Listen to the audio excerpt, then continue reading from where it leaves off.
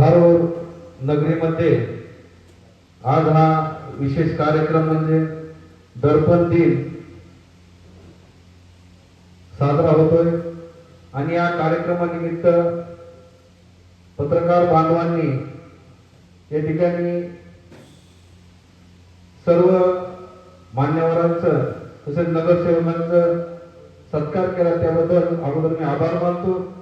या कार्यक्रमाची प्रमुख उपस्थिती माननीय प्रकाशदादा सोळंके साहेब, धारूर शहराचे नगराध्यक्ष बालाभाऊ जाधव व सर्व मान्यवर।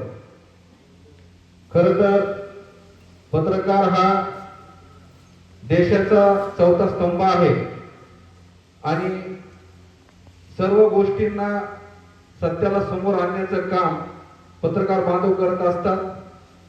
अनेक जण या ठिकाणी चांगलं काम करण्यासाठी प्रोत्साहन देण्याचं काम पत्रकाराच्या माध्यमातून होत असतं, कारण चांगलं आणि ओगळं त्या दोन्हीची नोंद ठेवण्याचं काम आणि लोकांना दाखवून देण्याचं काम पत्रकार करतात।